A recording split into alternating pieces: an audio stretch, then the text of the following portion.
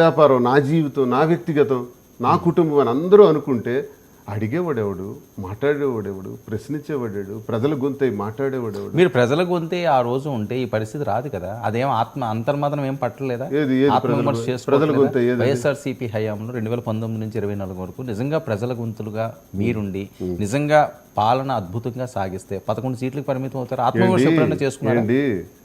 నాకు తెలిసి ఈ రోజు కూడా నేను చెప్తున్నాను, ప్రపంచంలో జగన్మోహన్ రెడ్డి లాగా పరిపాలించే నాయకుడు పుట్టలేదు, పుట్టడు. మరి ఎందుకండి ఇంత దారుణమైన 2.5 సంవత్సరాలు కరోనాను అనుభవించి 2.5 ఏళ్లే ఆయన పరిపాలించారు.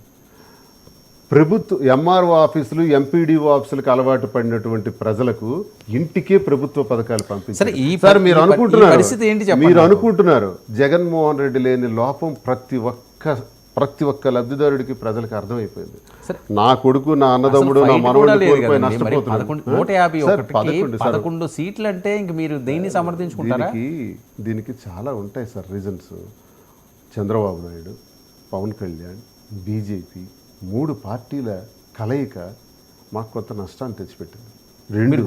మేము ఒంటరి పోరు. మరొకటి కూడా నేను చెప్పగలను మాలో లోపాలు అంటే, పార్టీని కొంచెం ముందుకు తీసుకెళ్ళలేకపోయాం, కార్యకర్తకు భరోసా ఇవ్వలేకపోయాం.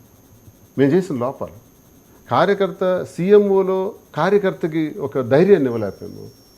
బ్యూరోక్రాట్స్ ద్వారా నడిచింది చాలా వరకు.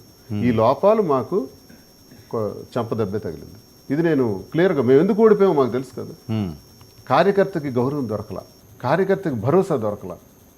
ఆ కార్యకర్తకి ఈరోజు మేము భుజాన్ని వేసుకుని వెళ్ళి మళ్ళీ అతను నచ్చజెప్పుకొని మేము ముందుకు వెళ్ళాల్సినటువంటి సమయం ఇది. కాబట్టి మేము ఆ లోపం చేసాం, ఆ లోపమే మాకు వెంటనే. ఇప్పుడు కూడా అదేం సెట్ అవ్వట్లేదు, అలాగే ఉన్నది. సార్ రోజు కార్యకర్తలు 300 మందినో 400 మందినో కలుస్తున్నారు, మాట్లాడుతున్నారు, వస్తాం, ఫీల్డ్లోకి వెళ్తారు. కష్టం పడడం అంటే జగన్మోహన్ రెడ్డి లాగా ఎవడు కష్టపడలేడు. ఆయన హార్డ్ వర్క్ వేరు, ఆయన కసి వేరు.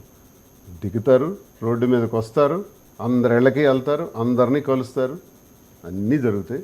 మళ్ళీ కార్యకర్తలకు భరోసా ఇవ్వటం జరుగుతుంది. మళ్ళీ ఇలా 29 కల్లా 28లో